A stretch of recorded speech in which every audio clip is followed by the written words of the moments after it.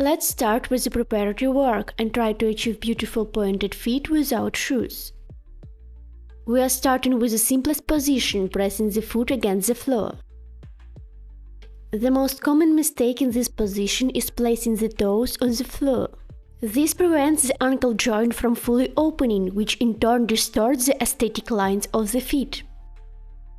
In the correct position, the pressure should be on the metatarsal bones. This allows for a proper arch in both the foot and the ankle. In this position, it's crucial to push the heel forward, stretching the front ligaments of the ankle as much as possible. Another important criterion is the winged foot position. A common mistake is the inward cycling of the foot, which creates a pigeon-toed look. While a neutral foot is acceptable for beginners, advanced dancers aim for a winged foot. To properly engage the winged foot position, it's essential to activate the outer peroneal muscles.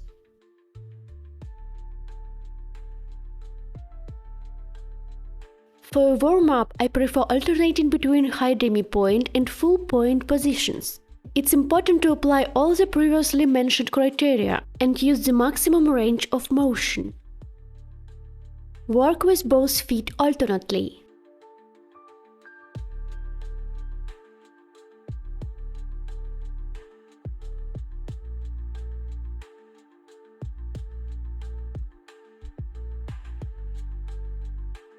The next step is static toe stretching.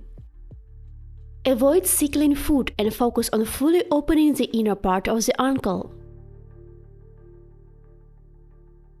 Try to straighten your toes by shifting your entire body weight forward onto the foot.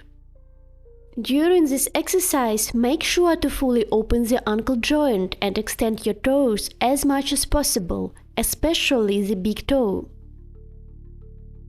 The next stage is learning to control the flexion of the toes. Start in the flex position and curl your toes. Then extend your foot into point while keeping the toes curled. Maintaining the curl, return your foot to the flex and finally relax your toes. In the final position, you'll need extra effort to keep the toes curled. Focus on executing each movement with control throughout the entire cycle.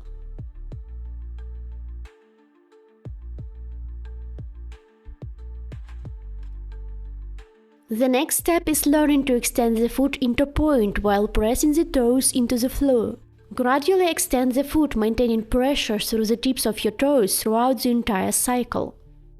Focus on engaging the foot muscles and executing the movement with control.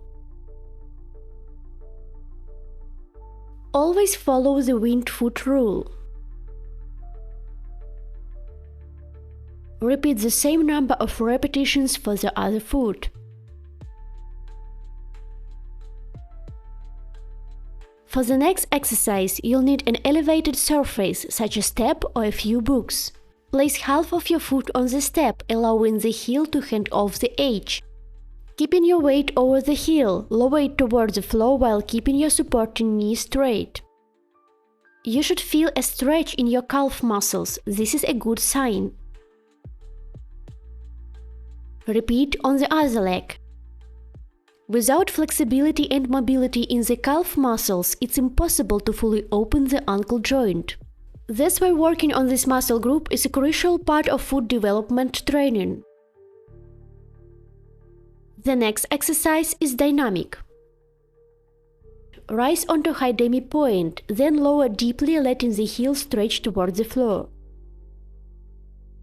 Try to push up using the foot muscles, minimizing reliance on the calves.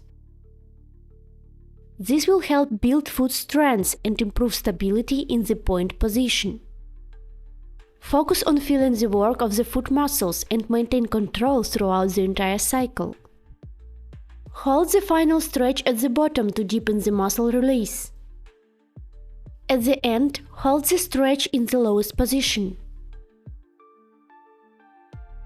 Repeat the entire sequence for the other foot.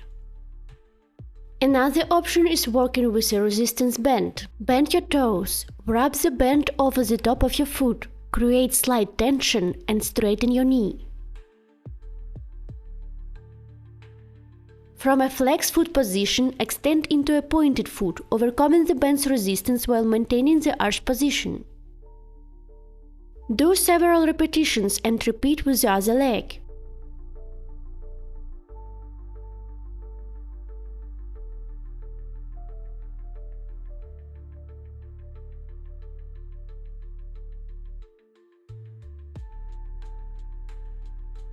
For the next exercise, wrap the band around your ankle and against the resistance push the outer side of your foot outward. It's important to keep all your toes on the floor. This exercise will increase the arch in your foot and activate the foot muscles. After exercising, relaxing the calf muscles is important. I prefer using a foam roller for this. Gently massage both the outer and inner parts of the lower leg, avoiding excessive pressure or sharp pain. This type of massage helps improve fascia mobility, which in turn enhances the range of motion in the ankle joint. Repeat for both legs. This is the most relaxing part of the routine. Enjoy it! In the next video, I'll cover more advanced techniques. Subscribe so you don't miss it. Now, let's move on to working in shoes. If our arches are flexible in sandals, movements can sometimes feel restricted in boots. That's why proper lacing is essential. Put your foot in a point position and lace up your boot while maintaining this shape.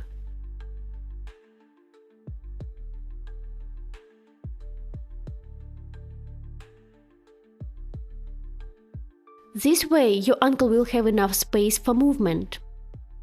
The same rules apply when wearing shoes. Avoid sickling or inward collapse. Keep the foot either neutral or slightly in a winged foot position. The supporting leg should always be straight. Notice how different foot positions change the aesthetic lines of your movements.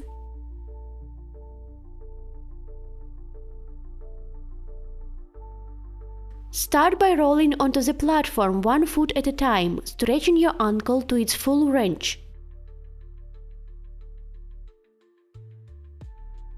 Focus on lengthening the inner ankle while maintaining balance.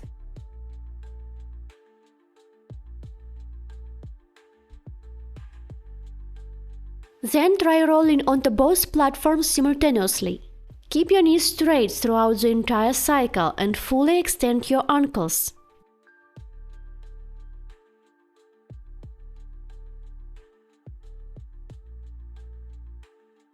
Use a wider foot placement and practice pivot point turns.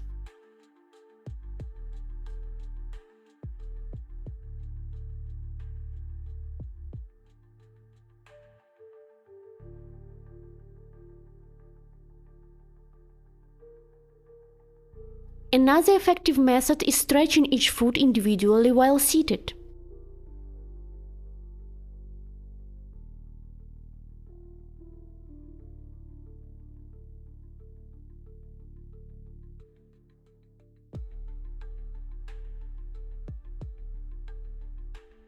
These fundamental principles will help you begin mastering aesthetic footwork.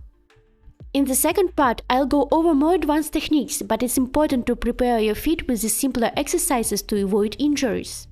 If you love pole dance as much as I do, I invite you to join my community for more knowledge, inspiration and like-minded people. We are just getting started, so join now while access is still free. We'd love to see you active there.